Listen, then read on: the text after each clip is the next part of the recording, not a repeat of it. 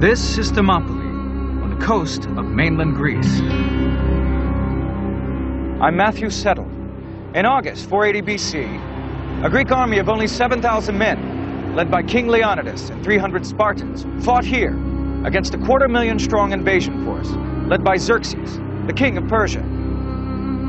At stake, the future of Greek civilization. Now, with new video game technology, you are about to see this great battle as never before. The vast numbers of soldiers, the troop formations, how they fought, and how the battle was won. Get the view the generals wished they had. Now, on decisive battles.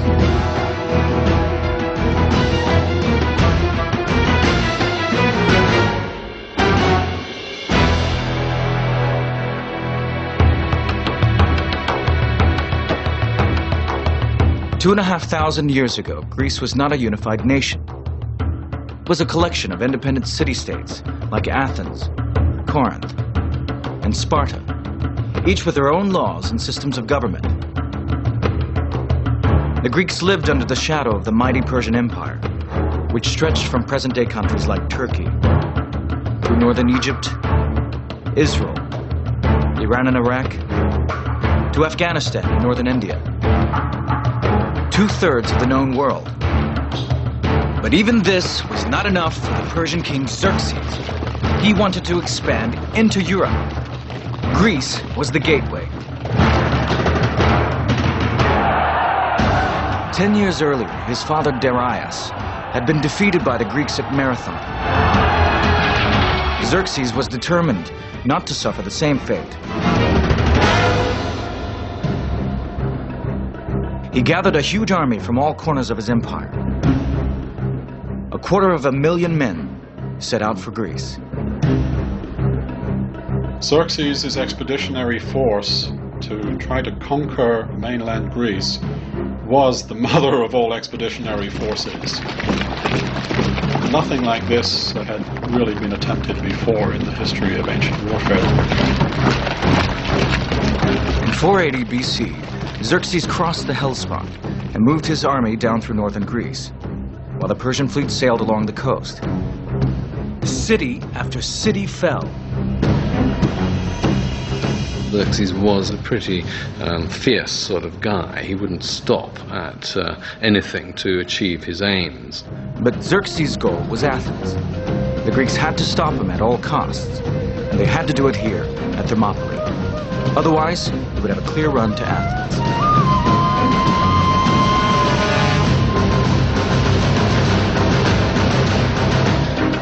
Given the configuration of the Greek peninsula, that is where an army of any size has to come down.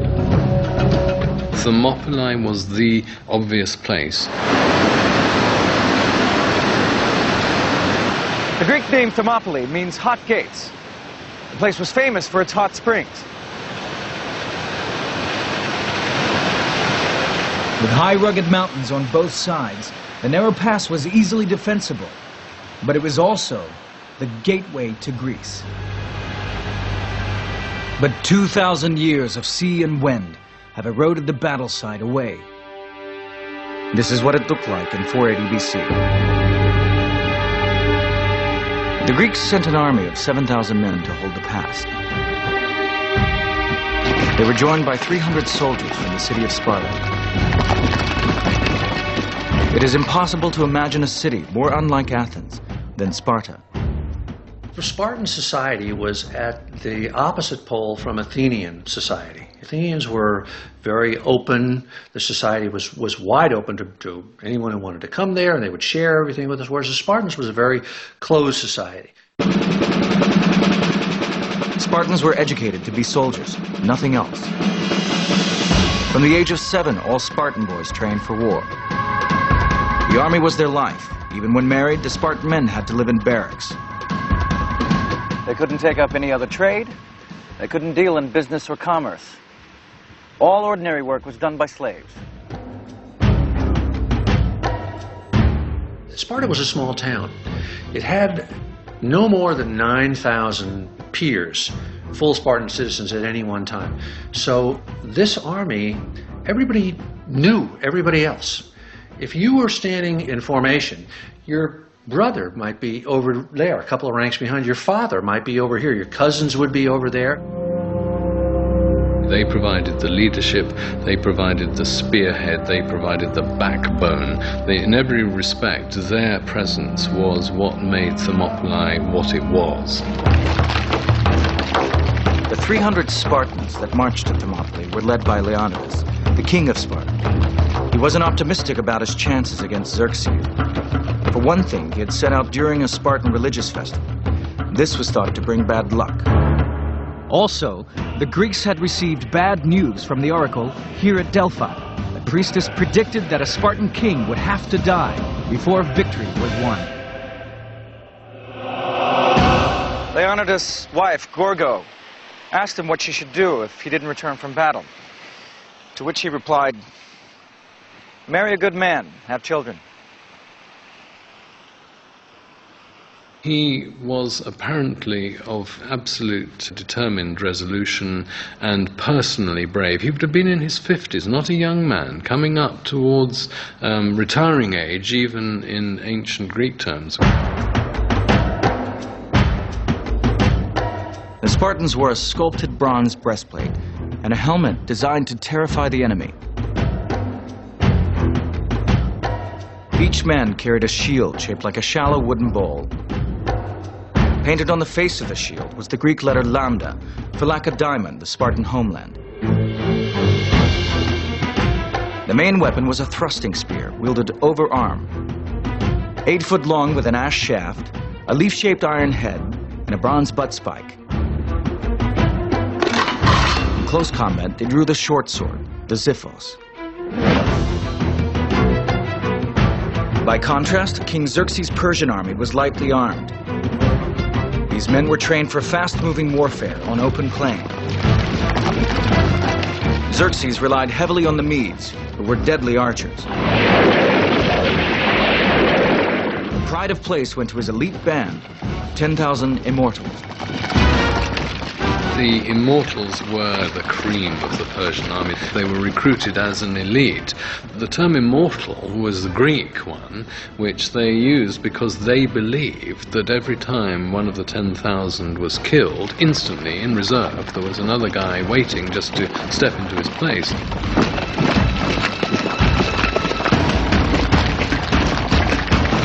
Leonidas stood with his Spartans at the narrowest point in the pass. 7,000 Greek troops deployed behind them. They defended a low wall. Xerxes drew up his army on the flat floor of the entrance to the pass. Xerxes waited 4 days once they got into position there because he couldn't believe that these Greeks were going to actually stand and fight. He thought it was a joke. On the 5th day, his patience ran out. He demanded, "Surrender your weapons." Leonidas shouted back, "Come and get them." A lone scout rider got sent by the Persians up to where the Spartans were waiting before the battle. And some of the Spartans were out there doing their gymnastics. They were oiled up and they were combing their hair. And the rider just blew his mind. He said, what were these guys doing? How could they be so blasé? And of course, what they really were doing was psyching themselves up to fight to the death. Xerxes had a throne set up on a nearby hill. From several hundred feet above, he ordered his Medes into action. From their vantage point, the Greeks could only see a few thousand. This was merely the advance party for a force of 10,000 Medes, which wound round behind the mountain. Leonidas held back his Spartans and ordered the Greek troops forward.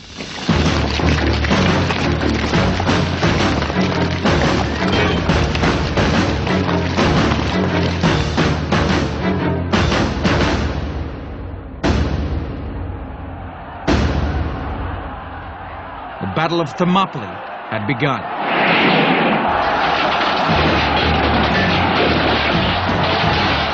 It would not be the walkover that Xerxes imagined. August 480 BC, the Greek army led by King Leonidas and 300 Spartans is facing a Persian army of 250,000 men. Persian king Xerxes watched in disbelief as 700 Greek troops formed up at the valley entrance. They lined up in a phalanx formation. The phalanx was a forest of spears. The commander would signal for the push, the rear ranks pushing forward and pressing their shields against the backs of the men in front, and you pushed against the forces opposing you and literally tried to shove them backwards and drive them off the field.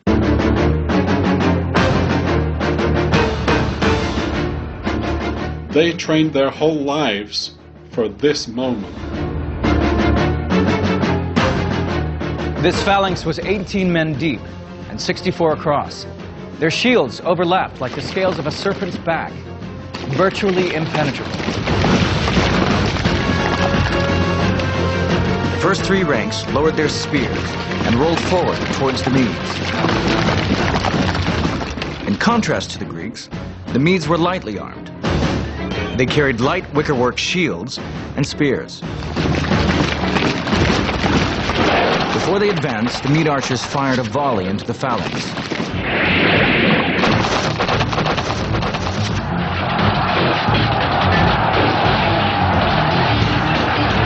Leonidas sent in more Greeks to reinforce the phalanx, pressing their weight into the backs of their fellow troops. Volley after volley of arrows filled the sky. The Greek infantry had a 3-foot shield. The shields were bronze-faced with maybe 2 inches of oak underneath that. So if you want to think of that as a kitchen cutting board, and how hard you can whack a cutting board with a battle axe and you can't break it. As the Greeks began to tire, Leonidas sent in his Spartan warriors. They advanced in a phalanx formation as the exhausted Greeks ran back. As they would advance, they would be talking to each other and inspiring each other, encouraging each other to advance while these other people are advancing towards you. I mean, as each step got closer and closer, the terror must have been unbelievable. The highly trained Spartans slaughtered all in front of them. The Medes saw that their own weapons were useless, and in desperation began grabbing at the Spartan spears. And now the Spartans drew the Xiphos, and the real butchery began.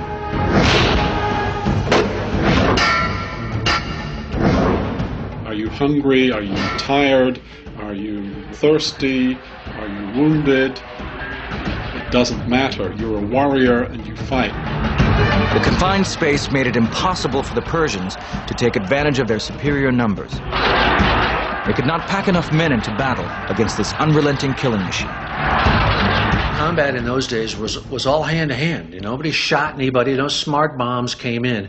If you were going to kill the enemy, he was going to be right in your face and trying to kill you. Wave after wave of Xerxes' warriors perished as they tried to penetrate the Spartan shield wall. Leonidas joked, "Xerxes has plenty of men, but no soldiers." But the Spartans took casualties as well. The Spartans had a method for identifying their dead, many of whom were battered beyond recognition.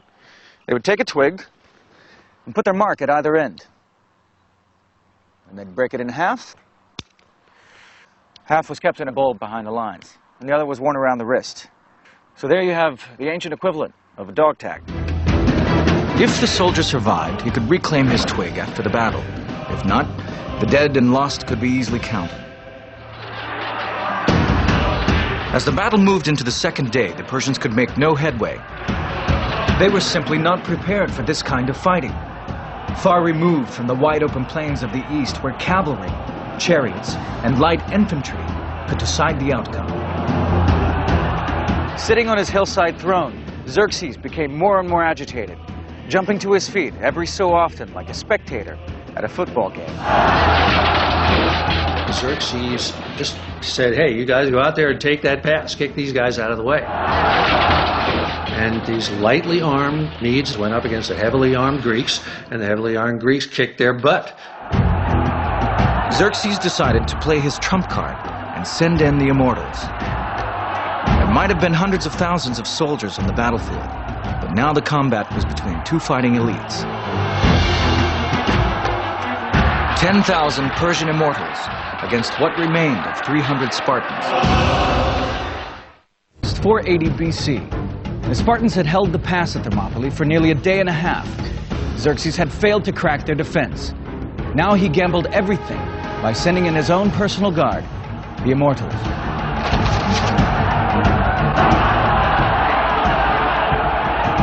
They were a magnificent sight. They carried bows, spears, and short daggers. But rank after rank of the elite shock troops fell in the dust. The light-armed Persians couldn't penetrate the Greek armor, but the Greeks could penetrate them at will. And also the Greeks were trained to fight at close quarters and to come to grips at close quarters. Nothing could shake the Spartans. Xerxes needed a miracle, and it came from an unexpected source. A Greek trader, Ephialtes, seeing a chance to get rich quick, crossed over to the Persian camp. He told Xerxes about a pathway that wound around the mountainside and came out behind the Spartans. The name Ephialtes has entered the modern Greek language. It means nightmare in modern Greek. Ephialtes is today a nightmare. Under cover of darkness, the Persians filed up the track, and on the morning of day 3, emerged behind the Spartans. Leonidas had been outflanked. He knew this would be his last battle. To avoid unnecessary casualties, he sent the rest of the Greek army home. The Spartans would stand alone. It must have been an amazingly emotional moment as men were walking out, brave men, knowing they were going to live, while others were walking up to the front line knowing that they were going to die.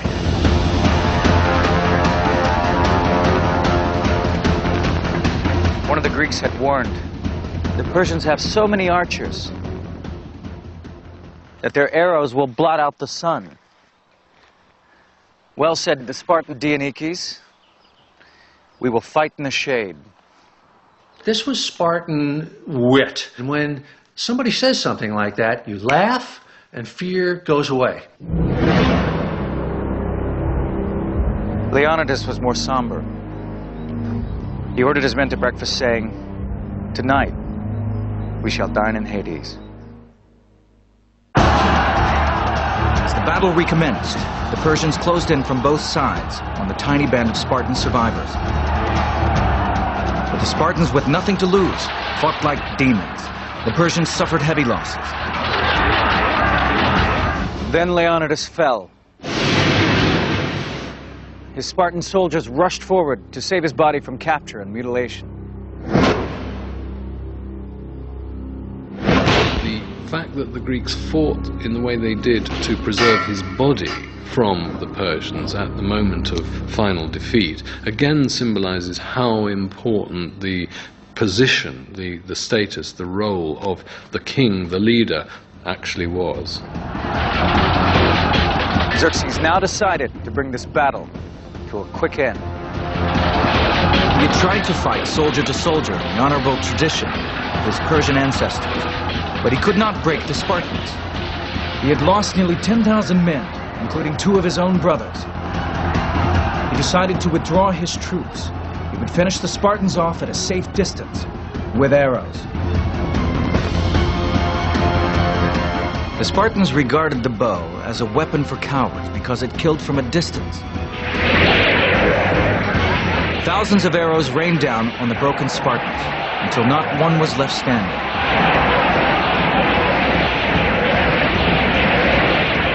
They were finished off by the weapons they despised most. A furious Xerxes ordered his men to find the body of Leonidas, and once they'd found it, to cut off his head and stick it on a pole. The Spartan king had made him pay a terrible price for victory at Thermopylae. 10,000 casualties was a drop in the bucket from such a vast force. But it was a blow to Xerxes and the morale of his army. He was astonished that men would fight for an ideal, the ideal of freedom. Xerxes raced on through Thermopylae to capture Athens. but its citizens and army had already fled. Later that same year, 480 BC, they took to ships and defeated the Persians in a great sea battle at Salamis. Xerxes' grand scheme was in ruins. Had the Spartans not done their bit at Thermopylae, then I think the whole war effort, the whole Greek resistance, would have started to crumble. For the Greeks, it was destiny. A Spartan king had died, a Persian king had been defeated, just as the oracle had prophesied. All kinds of great civilizations have vanished that left incredible monuments, but the Spartans left nothing. But what they left, just by their actions that one day, is more indelible and is still living today.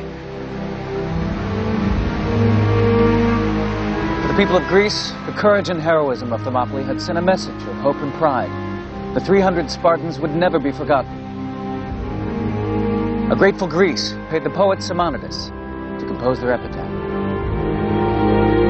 Go tell the Spartans, stranger passing by, that here obedient to their laws, we lie.